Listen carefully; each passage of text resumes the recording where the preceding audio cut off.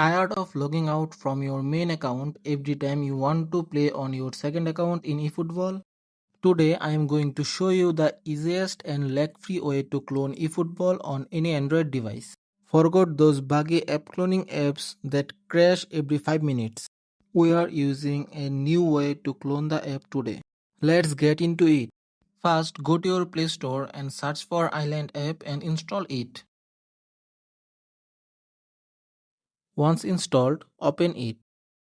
It will ask you to set up a work profile. Click accept, then agree.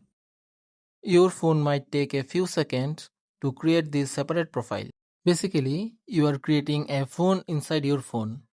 It's a complete fresh space that acts like a brand new device, which is why you can install the game a second time without any issues.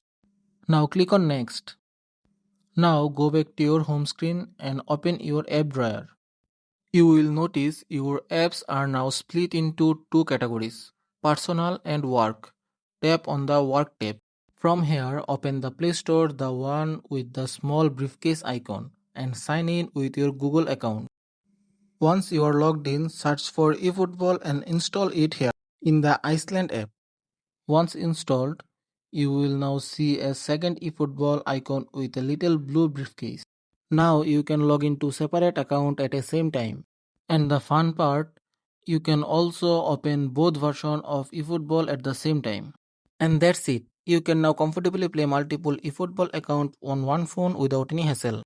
If this video helped you, make sure to drop a like and subscribe to the channel. Comment below if you still have any problem. Thank you.